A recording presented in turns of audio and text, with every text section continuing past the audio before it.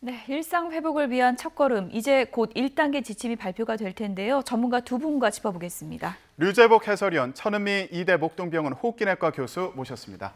두 분 안녕하십니까? 어서 오세요. 이제 곧 발표가 될 것 같습니다. 아침에 이제 대략적인 윤곽이 나왔는데 모임 인원이 좀 많이 확대되더라고요. 네, 초안과 크게 달라지진 않는 것 같은데 오늘 예. 달라진 걸 보면 이제 사적 모임 인원이 달라졌죠. 근데 이것도 이제 방역 당국이 처음에 얘기했던 방침과 약간 좀 다른 거죠. 왜냐하면 단계적 일상 회복에 들어서면 대체적인 규제를 전국적으로 통일하겠다 이런 얘기를 했거든요. 통일시키고 단순화시키겠다는데 이번에 또 수도권하고 비수도권이 나뉘었습니다. 예. 그래서 수도권은 10명, 비수도권은 12명. 모든 다중이용시설에 접종 여부와 관계없이 만날 수 있는데 식당, 카페는 접종하지 않은 사람은 4명으로 제한을 했습니다. 그러니까 수도권의 경우 식당이나 카페를 가면 접종하지 않은 사람 4, 접종한 사람 6 이렇게 예. 모일 수 있는 네. 거고 비수도권은 4명, 8명 이렇게 모이는 네. 게 달라진 것이라고 볼 수 있죠. 이게 좀 헷갈리는 게 식당 카페에서는 미접종자는 4명까지만 되는데 다른 장소에서는 미접종자와 또 접종자 구분 없이 10명까지 모일 수 있다는 건가요? 그렇습니다. 그러니까 왜냐하면 식당, 카페는 위험도만 놓고 보면 예. 우리나라에서 이제 그 다중이용시설 고위험도를 이제 3단계로 나누는데 예, 잠시만요. 지금 네. 중대본 발표가 시작이 되는 것 같습니다. 현장 연결해서 들어보도록 하겠습니다.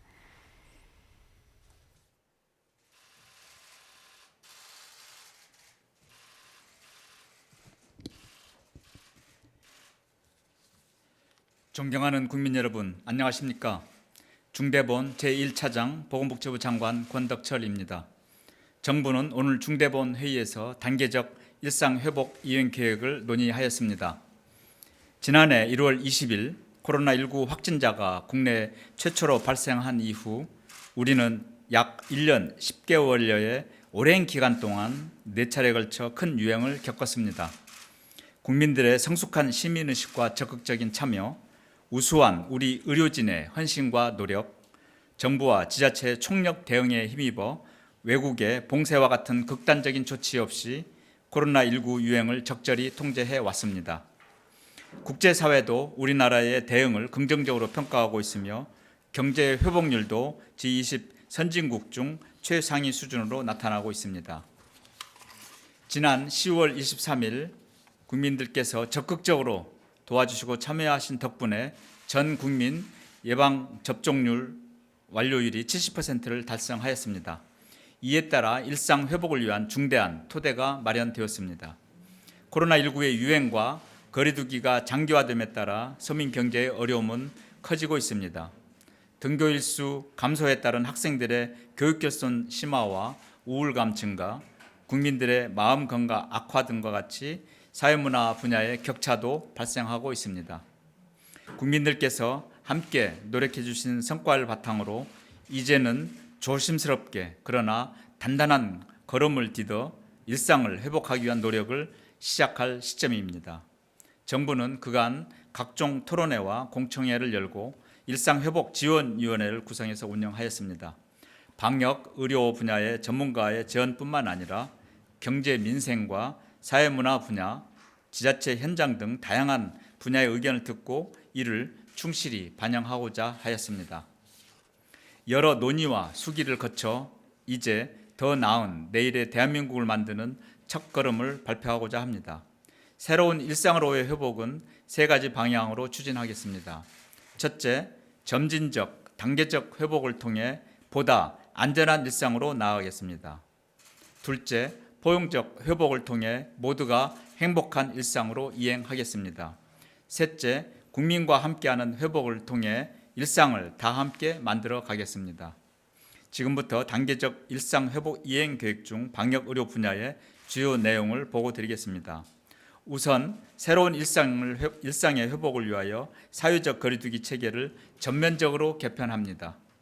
종전까지는 확진자 발생을 억제하기 위한 보편적 규제를 중시하였습니다. 이제는 중증 사망 발생 억제로 방향을 전환하고 예방 접종률 제고와 미접종자, 취약계층의 전파를 차단하는 데 주력하고자 합니다. 사회적 거리두기 체계는 3차례에 걸쳐 완화합니다. 우선 생업시설부터 완화하고 대규모 행사를 허용하며 사적 모임 제한을 해제하는 순서로 진행하겠습니다. 11월 2일부터 1차 개편을 시행하고 운영기간 4주와 평가기간 2주를 포함하여 6주 간격으로 개편해 나가겠습니다.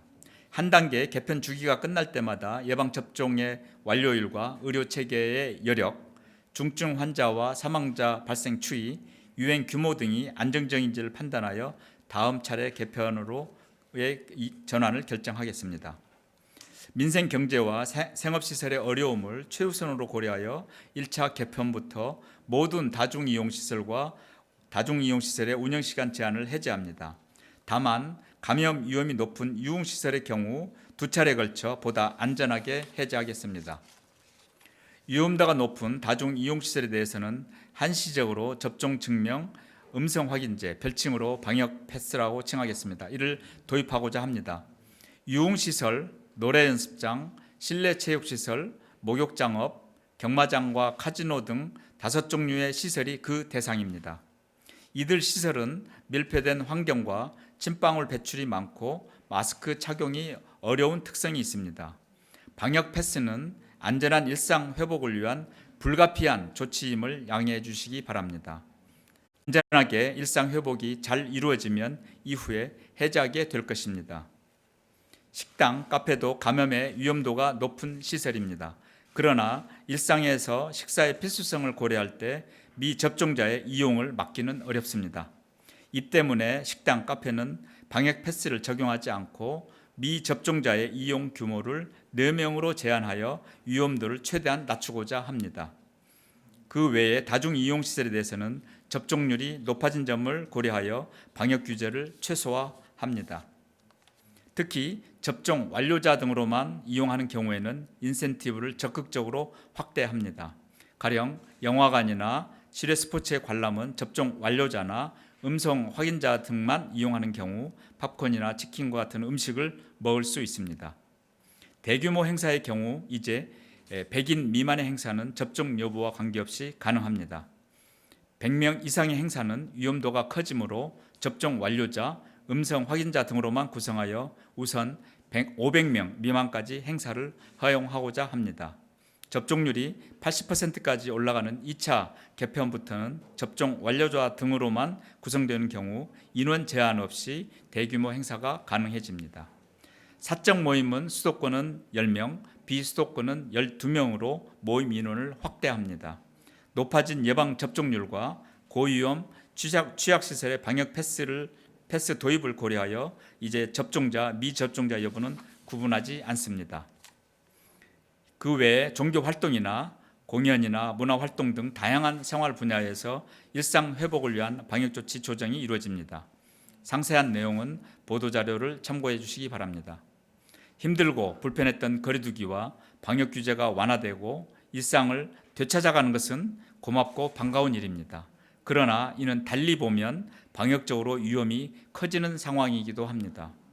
델타 변이의 맹위, 30%의 미접종 인구, 겨울철의 도래와 실내 활동의 증가, 환기의 악화 등과 같은 위험 요인이 상존하고 있습니다. 일상 회복 과정에서는 필연적으로 유행의 증가가 동반될 가능성이 큽니다.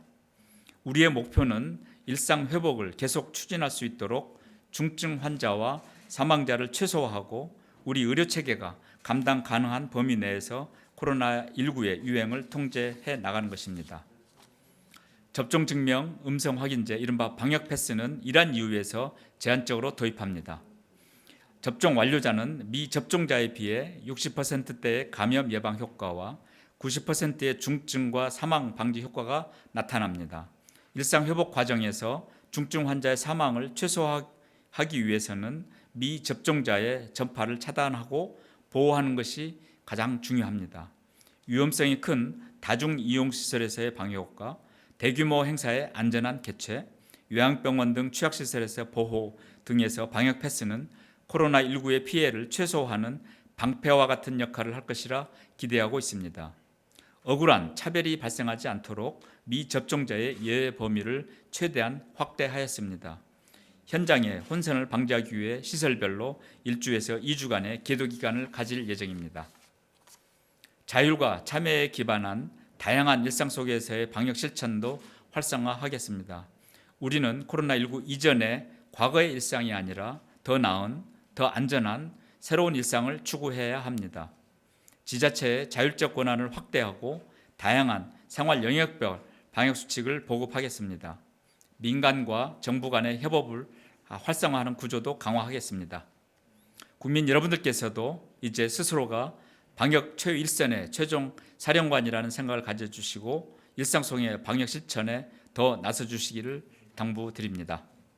중증 환자와 사망자 발생이 증가하는 등 의료체계 여력이 위험한 경우에는 일상 회복의 과정을 중단하고 강력한 비상조치 계획을 단기간에 발동하겠습니다. 이를 위한 준비도 착실히 갖추어 가겠습니다. 단계적 일상 회복을 위한 의료 대응 체계에 대해서 말씀드리겠습니다. 최악의 상황까지도 염두에 두고 의료 대응 역량을 탄탄하게 갖추어 가겠습니다. 동절기 등 계절 요인과 연말 연시 모임과 활동 증가 등으로 확진자 규모는 늘어날 것입니다. 이에 대비하여 우리의 의료 체계도 철저히 준비하겠습니다. 무증상 경증 환자는 재택 치료를 중심으로 대응하고 재택 치료가 어려운 경우에는 생활치료센터로 입소하는 체계를 구축합니다. 현재 수도권 중심의 재택 치료를 비수도권까지 확대하고 생활치료센터는 당분간 현재 규모를 유지하겠습니다. 중증 환자는 기존에 확보된 병상을 충분히 활용하면서 추가 병상도 필요한 만큼 확보해 나가겠습니다. 또한 유휴 병상을 최소화하고 병상의 공동 이용을 활성화하는 등 병상 운영도 더 강화해 나가겠습니다. 중장기적으로는 동네 의원, 병원 등 우리 의료진단 체계 내에서 코로나19의 진단과 치료 시스템이 작동되도록 역할과 지원을 확대하겠습니다. 필요한 의료 인력도 적극적으로 확보해 나가겠습니다. 의사는 민간 인력을 모집하거나 공공인력 전환 배치 등을 통해 대응해 나가겠습니다. 간호사는 시스템을 통해 확보된 파견 가능한 인력을 적극 활용하겠습니다. 또한 보건소의 업무 부담을 낮추기 위해 보건소 인력도 적극적으로 충원해 나가겠습니다. 단계적 일상 회복을 위한 방역 대응 체계 개선은 곧이어 질병관리청장께서 보고할 예정입니다.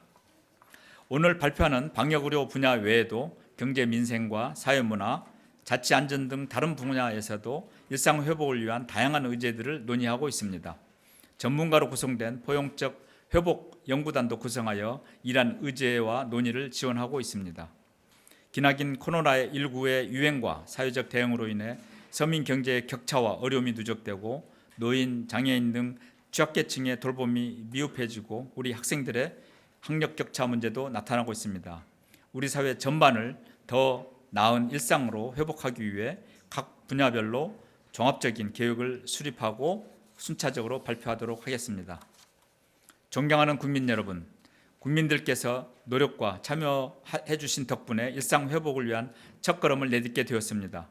국민 여러분들의 참여와 협조에 진심으로 감사드립니다.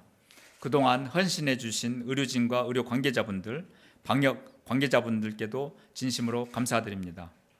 그러나 오늘 발표되는 단계적 일상 회복 방안은 끝이 아니라 새로운 일상으로의 시작입니다. 우리가 가보지 않는 미지의 길로서 많은 난관이 있을 거라 생각됩니다. 일상 회복으로 전환한 해외 국가들에서도 유행이 급증하는 등 여러 문제가 나타나고 있습니다. 일상 회복으로의 과정은 위협을 할 수 있는 위험 요인도 여럿 존재하고 있는 것도 현실입니다. 그러나 정부는 국민 여러분들의 저력을 믿습니다. 지금까지 우리 국민들께서는 성숙한 시민의식과 합리적인 판단, 적극적인 참여 등을 통해 그 어떤 나라 국민들보다 코로나19에 잘 대처해 왔습니다. 국민들께서 정부와 함께 힘을 합쳐 더 나은 일상을 위한 길을 만들어 나간다면 우리나라는 분명히 또 다른 하나의 새로운 길을 안전하게 찾아갈 수 있을 거라 믿습니다. 국민 여러분들의 많은 협조와 적극적인 참여를 부탁드립니다. 정부도 총력을 다해 안전한 일상 회복 과정을 차근차근 달성해 나가겠습니다. 감사합니다.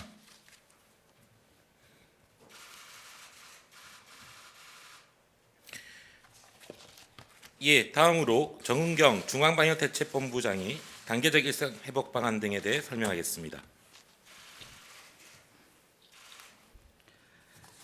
안녕하십니까. 중앙방역대책본부장 정은경입니다. 일상회복 전환에 따른 방역 대응과 예방접종 계획에 대해서 말씀드리겠습니다. 국민 여러분의 방역수칙 준수와 적극적인 예방접종 참여 덕분에 11월 1일부터 단계적 일상 회복을 시작합니다. 하지만 여전히 1,000만 명 이상의 미접종자가 있고 바이러스 전파 위험이 높아지는 겨울철이 다가오고 새로운 변이 바이러스의 발생, 또 기존 접종자의 면역 감소 등 위험 요인도 존재합니다. 이러한 조건 속에서 일상 회복을 순조롭게 진행하기 위해서는 예방접종률을 최대한 높이고 방역 대응을 보다 체계화, 고도화하는 것이 필요합니다. 먼저 방역 대응에 대해서 말씀을 드리겠습니다. 고위험군을 중심으로 감염 위험도에 따라 역학조사와 진단검사를 신속, 정확하게 실시할 수 있도록 방역 대응 역량을 강화하고 효율화하겠습니다. 역학조사는 확진자 가족, 동료, 감염 취약시설 생활자 등 우선순위 대상자는 24시간 이내에 접촉자 조사를 완료하여 추가 전파를 차단하겠습니다. 접촉자 격리 감시 기간을 기존 14일에서 10일로 단축하되 격리 해제 전 검사를 전수 시행하여 위험도를 최소화하겠습니다. 또한 전자출입명부 등 정보통신 기술을 활용하여 접촉자 조사의 신속성, 정확성을 향상시키겠습니다. 또한 보건소 등 지자체의 방역 대응 인력을 확충하겠습니다. 진단검사는 65만 명 수준으로 PCR 검사 역량을 확대하여 확진자 증가에 대비하겠습니다. 백신 접종자에 대한 선제 검사를 조정하여 검사 체계를 효율화하고 PCR 검사 역량 한계를 초과하는 비상 상황에도 대처할 수 있도록 검사 방법을 다양화하겠습니다. 해외 입국자 관리는 기존의 4단계로 분류하던 국가 분류 체계를 3단계로 조정하고 위험도에 따라 시설 및 자가격리, PCR 검사, 비자 제한 등의 조치를 차등화하겠습니다. 백신 접종은 코로나19 예방에서 가장 중요합니다. 아직 백신을 접종하지 않은 분들이 사전 예약 없이 편리하게 접종할 수 있도록 절차를 간소화하고 지역 특성을 반영하여 지역별 예방접종 계획을 추진하겠습니다. 현재 실시 중인 60세 이상 고령층, 의료기관 종사자, 면역 저하자 등 고위험군 추가 접종을 신속히 시행하겠습니다. 또한 11월부터는 50대 연령층과 18에서 49세의 기저질환자, 얀센 백신 접종자, 우선 접종 직업군으로 추가 접종 범위를 확대하여 시행하겠습니다. 이후에 일반 국민으로의 확대를 검토하겠습니다. 아울러 백신 이상 반응에 대한 대응 체계를 개선하겠습니다. 객관적이고 전문적인 피해 조사가 이루어지도록 코로나19 백신 안전성위원회를 구성하여 인과성 판단 기준을 보완하겠습니다. 인과성이 다소 불충분한 환자의 의료비 지원을 내년에도 지속 실시하며 지원 한도를 1,000만 원에서 최대 3,000만 원으로 확대하여 지원하겠습니다. 내년 1분기부터 경구용 치료제가 차질 없이 공급될 수 있도록 선구매 계약도 체결하도록 하겠습니다. 현재 MSD사와 20만 명분의 구매 계약을 완료하였고 화이자사와는 7만 명분에 대한 선구매 약관을 각각 체결하였습니다. 앞으로도 국내외 치료제의 임상 진행 상황과 허가 당국의 승인 여부를 면밀히 모니터링하여 13만 4천만 명분에 대한 선구매 계약도 조속히 확정하도록 하겠습니다. 전염력이 높은 델타 바이러스의 유행으로 코로나19를 종식할 수는 없지만 예방접종으로 위중증과 사망을 예방하고 전파 규모를 줄여 단계적 일상 회복을 시작하게 되었습니다. 현재 방역 상황이 안전해서 단계적 일상 회복을 추진하는 것은 아닙니다. 코로나 유행의 장기화로 피해가 취약계층에 집중되고 있어 높아진 예방접종률을 기반으로 확진자 증가 위험을 감수하면서 단계적으로 전환하고자 하는 것입니다. 단계적 일상 회복은 예전 일상으로 돌아가는 것이 아닙니다. 더 안전하고 더 나은 일상을 만들어야 합니다. 코로나19 바이러스와 안전하게 공존하는 일상을 정착시키기 위해서는 예방접종과 방역수칙이 가장 중요합니다. 국민들의 참여와 연대도 절실합니다. 아직까지 접종받지 않으신 분들, 특히 60대 이상 고령층과 기저질환자들께서는 생명 보호를 위해 반드시 접종을 받아주시기를 당부드립니다. 지금까지 잘 해주신 것처럼 마스크 착용, 손 씻기, 실내 환기, 아플 때 검사받기 등 개인 방역 수칙은 생활화해 주시기를 거듭 요청드립니다. 오랜 시간 동안 방역과 예방접종에 적극 참여해 주신 국민들과 의료진, 지자체 담당자분들께 무한한 존경과 감사 인사를 드립니다. 방역당국도 그 어느 때보다 긴장감을 가지고 단계적 일상회복 추진에 최선을 다하겠습니다. 감사합니다. 네, 단계적 일상 회복 1단계 지침 방역 당국에서 구체적인 내용을 발표를 했습니다. 저희가 하나하나 좀 정리를 해드리겠습니다. 다음 주부터 당장 어떤 게 달라지는지 알아봐야 될 것 같은데 다음 주부터 당장 백신 패스 보여주고 들어가야 되는 데는 어디가 되는 건가요? 아까 말씀드린 것처럼 이제 우리 다중 이용 시설을 예. 세 단계로 나누거든요. 예. 1, 2, 3단계인데 이게 위험도에 따라서 나눈 겁니다. 1단계가 이제 유흥 시설이고요. 2단계가 이제 식당, 카페, 노래 연습장 뭐 이런 게 들어 있는데 이른바 백신 패스가 의무적으로 적용되는 곳은 1단계. 그러니까 유흥 시설이죠. 유흥업소는 이 백신 패스라는 걸 의무적으로 적용합니다. 백신 패스가 없으면 들어갈 수가 없는 거죠. 그다음에 2단계 그 다중위험시설 가운데 5곳, 당초에는 이것보다 훨씬 많았는데요. 예. 좀 줄었습니다, 대상이. 그래서 노래 연습장, 그다음에 목욕탕, 그다음에 실내 체육시설, 경륜, 경정, 경마장, 그다음에 카지노. 이렇게 5종류도 백신 패스가 의무적으로 적용되는 대상입니다. 예. 그런데 다만 실내 체육시설은 약간 준비 기간이 필요하기 때문에 예. 도입 기간을 2주 정도 뒀습니다. 당장 뭐 정액권 끊어놓은 분들도 많으시고요. 예, 여러 가지 예. 이제 약간의 갈등이 있을 소지가 있기 때문에 예. 2주 정도 연기해서 22일 정도에 이제 시행하는 걸로 하고 나머지 시설은 일주일 정도의 유예 기간이 두지만 공식적으로는 11월 1일부터 시작하는 것으로 되고 그 외의 다중 이용 시설은 백신 패스가 적용되지 않습니다. 식당도 적용되지 않습니다. 예. 아, 그렇군요. 교수님, 그러면 이제 앞으로 몇 명까지 모일 수 있나 이것도 많이들 궁금하셨을 텐데 일단 10명, 12명으로 발표가 됐습니다. 네, 수도권은 10명, 비수도권은 12명이고 그 백신 접종을 하지 않은 미접종자는 4명까지만 허용이 됩니다. 이제 방역 차원에서는 더 줄이라는 면이 있었고 또 자영업 소상공인들은 더 늘려달라고 했지만 지금까지는 우리가 이 확산세를 막는데 어쨌거나 미접종자가 인원수가 적어야지만 효과가 있었기 때문에 4명으로 제한을 한 것이고 물론 미접종자에는 완전히 접종을 하지 않은 분과 1차 접종자가 해당이 되겠습니다. 예, 10명이면은 이제 뭐 모임도 좀 많아지겠네요. 걱정이 우리나라는 연말이 되면 막년회라는 걸 많이 하죠. 더군다나 2년 동안 회식을 못했기 때문에 아마 직장인들은 지금 매일 아마 회식이 잡혀 있는 분도 계실 거예요. 그런데 문제가 이 회식을 할 때 같은 공간에 있는 분들은 이미 노출이 좀 됐겠지만 다른 부서에 있는 분들이나 다른 곳에 있는 친구들이 만나게 되면 불특정 다수와 만나게 되죠. 네. 그 기간 중에 보통 2~3시간씩 만나서 마스크를 벗고 또 우리나라는 식사만 하는 것이 아니죠. 식사 중에도 비말 감염이 많이 되는데 술자리에서 이 술잔을 돌립니다. 그러면서 이 술잔에 의해서 우리나라 간염 환자가 매우 많거든요. 예. 이번 기회에 이 술잔을 돌리는 문화는 조금 저희는 바꿔야 된다고 전 강력히 좀 생각을 하고 있고요. 예. 특히 흡연자들 중에도 이 그 전자담배를 돌려 쓰는 고등학생들이 있어요. 예. 청년들. 그래서 감염된 사례들도 있거든요. 그러니까 무언가를 돌려서 같이 쓰는 거는 굉장히 위험하다는 걸 꼭 말씀을 드리고 싶고 조금 아쉽지만 올 연말엔 꼭 필요한 정말 같은 공간에 있던 분들 이외에는 회식을 조금 직장 내에서 자제를 하는 것이 필요하다고 생각합니다. 네. 당장 다음 주부터 이제 곳곳에 뭐 3, 4, 5 모임도 좀 많아질 것 같고요. 일상 회복에 대한 기대감도 상당히 좀 높아지고 있는 게 사실인데 사실 또 확진자가 많아지다 보니까 우려도 큰 게 현실입니다. 네. 우리보다 먼저 이 위드 코로나를 시작한 영국의 상황은 어떤지 저희가 좀 현지 연결해서 좀 들어보겠습니다. 네, 런던에 거주하고 있는 우원택 리포터 화상으로 연결하겠습니다. 우원택 리포터 안녕하십니까?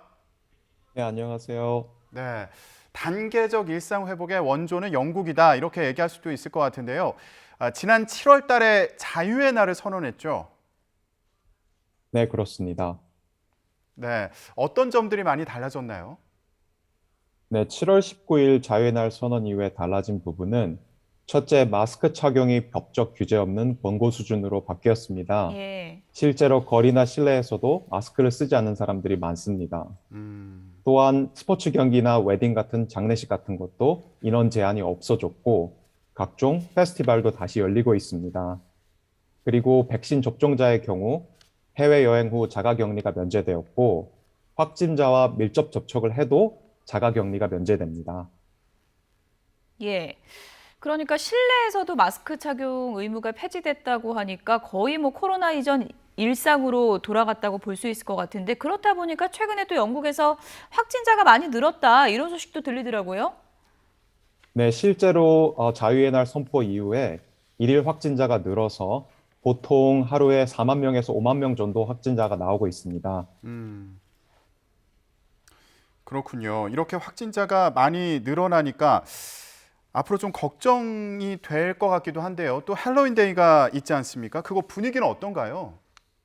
네, 영국 정부에서는 이제 겨울이 되기도 해서 일일 확진자가 10만 명이 될 수도 있다고 발표하였는데요. 예. 아까 말씀드린 대로 현재 4만 명에서 5만 명 정도라서 그 정도 높진 않아, 뭐, 그렇게 심각한 상황은 아니지만 그래도 우려스러운 상황입니다. 할로윈데이에 대해서 말씀드리면 뭐 저희 동네만 하더라도 할로윈 주의 한창인데요. 예. 이제 할로윈 때문에 파티하고 이런 것 때문에 더 코로나가 확산되지 않을까 걱정하는 분위기입니다. 예. 영국 시민들은 언론에서 이제 확진자 수 많이 늘어났다 이런 보도가 나오면 어떤 반응인가요? 뭐 그 정도 확진자 수는 괜찮다 이런 분위기인가요? 아니면 실제로 좀 걱정하는 분위기가 많은가요? 저를 포함해서 대부분의 영국에 살고 있는 사람들은 이제 4만 명, 5만 명 정도의 숫자는 많이 익숙해진 것 같아요. 아, 그리고 그렇군요. 이제 네, 사망자 수가 이제 많이 낮아졌기 때문에 이제 확진자 수에 그렇게 많이 연연하지는 않는 모습입니다. 그렇군요. 그런데 이렇게 많은 확진자 숫자가 익숙해지더라도 일단 감염이 되면 이건 또 심각한 문제지 않습니까? 영국에서는 확진이 되면 치료는 어떻게 받고 있나요? 네, 심각한 증상이 동반하지 않으면 그냥 자가격리 10일로 자가치유를 하고 있습니다. 제 주변에 이제 확진해서 회복한 사람들의 이야기를 들어봐도 심각한 증상이 없으면 병원 치료를 받는 대신 집에서 자가치유 후 이제 테스트로 음성이 나오면 일상으로 복귀했습니다. 예. 지금 뭐 한국에서도 일상 회복에 들어가면서 어디 뭐 들어갈 때 백신 맞았다는 걸 증명할 수 있는 백신 패스를 이제 도입하려고 하고 있는데요. 유럽에선 상황이 다 나라마다 다르다고 하는데 영국은 지금 어떤 상황인가요? 네, 영국에서는 백신 미접종자에 대한 차별이라는 인식 때문에 예. 백신 패스 도입이 백지화된 걸로 알고 있습니다. 예. 이제 제가 살고 있는 잉글랜드 같은 경우에는 애초에 이제 NHS 코비드 파스라는 것이 있긴 있었는데 거의 사용하지 않고 있습니다. 특히 이제 자유의 날 선언 이후에 백신 접종 유무와 상관없이 레스토랑이나 다중시설을 이용이 가능하기 때문에 백신 패스의 실효성이 조금 적었던 것 같습니다. 그렇군요. 그러면 이런 상황이 지금 아직 접종을 안 한 사람들에게도 영향을 미칠 것 같은데 미접종자들의 분위기는 어떤가요? 이제 미접종자들은 대부분 이제 백신 안전성에 대해서 의심을 갖는 부분이 많았던 것 같은데요. 이제 영국에 사시는 분들은 백신 미접종자라도 해외여행을 제외하고는 큰 불편함 없이 살고 있기 때문에 예. 이제 그런 백신을 맞아야 되는 거에 대해서 그렇게 심각하게 생각하지 않는 것 같습니다. 예. 앞서서 이제 뭐 몇만 명 정도 확진자 수는 조금 익숙해진 분위기도 있다라고 하셨는데 아무래도 이제 의료 체계가 버틸 수 있느냐 이게 가장 핵심인 것 같습니다. 확진자가 더 많이 늘어나면 뭐 방역 조치가 올라갈 가능성도 있다 이런 얘기들도 들리고 있나요? 어떻습니까? 네, 그렇습니다. 영국의 경우 이제 다른 유럽 국가에 비해서 인구당 병상 수가 적은 수준이라서 이제 공공의료인 NHS에서 수용할 수 있는 수준이 이제 항상 예의주시하고 있는데요. 이제 NHS가 지속 불가능한 수준이 되면 이제 플랜 B를 준비하는 걸로 알고 있습니다. 이제 플랜 B에 돌입하면 이제 마스크 착용을 의무화하고 백신 패스도 사용하고 재택근무가 예상됩니다. 네네. 우리보다 먼저 위드 코로나를 시작한 영국의 상황을 들어봤는데요. 우원택 영국 런던 교민 연결해서 내용을 좀 들어봤습니다. 연결 감사드립니다. 네, 감사합니다. 네, 이번에는 일본 상황도 좀 들어볼까요? 감염이 어느 정도 진정이 된 일본은 코로나 후 일상 회복에 요즘 속도를 내고 있습니다. 네, 이번 주 지난 25일부터 음식점 등 영업 단축이 풀리면서 거리도 활기를 찾기 시작했는데요. 지금 일본 상황 어떤지 현지 연결하겠습니다. 이경아 특파원. 네, 도쿄입니다. 네, 이제 영업 단축이 풀리고 일주일 가까이 지났습니다. 가장 달라진 점이 있다면 뭐가 있을까요? 네, 낮에는 큰 차이가 없습니다만 역시 밤거리가 조금씩 활기를 되찾고 있다는 게 전과 가장 크게 달라진 점입니다. 종전까지는 밤 9시까지 그리고 4명 이하만 모일 수 있었고 술은 8시까지만 주문할 수 있었습니다. 이제 이런 제약이 사라지니까 그동안 미뤄뒀던 만남과 회식 등으로 시내 번화가 곳곳이 붐비고 있었는데요. 함께 들어보시죠. めっちゃうまい酒。生きてて幸せです。あんま時間気にしないで飲めるから、そういいですね。全員分の割引券を差し上げますということで、そうするとやっぱお客様からでね安心して来ていただくという形でしていただこうかなと思ってますね。 네, 하지만 일부 업소나 회사 등에서는 많은 사람들이 한꺼번에 모이지 않게 자체적으로 규칙을 두는 곳도 있습니다. 영업 단축이 풀린 것뿐 아니라 각종 행사장 등의 인원 규제도 단계적으로 풀리고 있습니다. 다음 달부터는 경기장 등 행사에 참가할 수 있는 인원도 최대 10,000명까지라는 기준이 해제됩니다. 또 가까운 시일 안에 일본 정부가 경기 부양책으로 강력히 추진했던 여행 지원 캠페인도 재개될 전망입니다. 네, 뭐 코로나 사태가 이렇게 2년 가까이 이어질 걸 누구도 예상을 못했기 때문에 규제를 둘러싼 갈등도 적지 않았죠. 네, 그렇습니다. 일본 그중에서도 특히 도쿄는 올해 들어서 3분의 2 이상을 긴급사태나 준긴급사태 속에 지내야 했습니다. 지난해부터 일본 정부가 휴업이나 영업 단축에 동참하는 업소에 지원금을 줘왔는데요. 이 지원금 지급이 몇 달씩 미뤄지는 사례가 이어지면서 보란 듯이 규제를 어기고 영업을 하는 곳도 생겼습니다. 이뿐 아니라 영업 자유를 침해한다며 행정기관을 상대로 소송을 제기하는 곳도 나타났습니다. 반대로 일본 정부는 요청만으로는 규제 효과가 낮다는 비판이 이어지자 법령을 강화했습니다. 요청을 안 들으면 명령을 하고 이 명령도 어기면 벌금을 물도록 한 건데요. 하지만 해외에서 시행하고 있는 록다운, 이른바 도시봉쇄 같은 강력한 조치 도입은 일본 내에 거부감이 커서 논의가 활발하진 않았습니다. 네, 일본의 경우에 불과 2달 전과 비교하면 감염자가 크게 줄지 않았습니까? 이런 상황이 앞으로 계속될지 전망은 어떤가요? 네, 일본에서는 전국 감염자 수가 최근 200에서 300명대로 떨어졌습니다. 2달 전에 100분의 1 수준이 된 건데 검사 수가 줄어든 것 외에 뚜렷한 이유는 전문가들도 아직 찾아내지 못하고 있습니다. 반면 각종 규제가 풀리면서 감염 재확산이 자연스럽게 나타날 것이라는 데는 이견이 없어 보입니다. 특히 겨울에는 환기가 어렵고 또 건조하기 때문에 바이러스가 확산하기 쉽다는 그 계절적인 요인도 무시할 수 없습니다. 하지만 지난해 연말이나 올해 올림픽 기간과 같은 급속한 확산과는 양상이 크게 다를 것으로 보고 있습니다. 가장 큰 이유는 역시 백신 접종률이 높아진 데서 찾을 수 있는데요. 일본에서 2차례 백신 접종을 마친 사람은 어제까지 70.9%를 기록했습니다. 일본 후생노동성은 오는 12월부터 의료 종사자를 대상으로 2차 접종을 마친 모든 사람에게 3차 접종을 시행하겠다고 밝혔습니다. 전 국민의 백신 접종이 일정 정도 궤도에 오르면서 코로나에 대한 공포심은 크게 줄게 됐습니다. 또 급속한 확산과 중증화를 백신으로 어느 정도 막을 수 있게 되면서 병원의 부담도 크게 덜게 됐습니다. 일본에서는 백신과 함께 최근엔 또 치료약 개발도 서두르고 있다고요? 네, 그렇습니다. 기시다 총리가 지난 4일 취임과 함께 가장 강조한 것이 바로 먹는 치료약을 올해 안에 실용화하겠다는 것이었습니다. 지금도 각종 약품을 섞어서 투약하는 치료제가 있긴 합니다만 먹는 약이 나와야 비약적으로 대응하기가 쉬워진다는 겁니다. 현재 치료약 개발에 가장 앞서 있는 일본 시오노기 제약은 막바지 임상시험을 진행하고 있습니다. 올해 안에 정부의 사용 승인을 내는 것을 목표로 하고 있는데요. 이와 함께 일본 국내에서 개발한 백신도 이르면 내년 3월쯤 나올 전망입니다. 이렇게 되면 그동안 수입에 의존해왔던 백신 확보에 비로소 숨통이 트이게 됩니다. 코로나 2년을 겪으면서 일본에서는 선진국의 한참 뒤진 디지털화 등 곳곳에서 누적된 문제점이 드러났는데요. 숱한 시행착오와 어려움 끝에 일상 회복을 시작한 일본 앞에 그만큼 많은 과제가 놓여 있다는 것도 분명해 보입니다. 지금까지 도쿄에서 YTN 이경아입니다. 네, 우리보다 일상 회복을 먼저 시작한 영국과 일본의 상황을 알아봤습니다.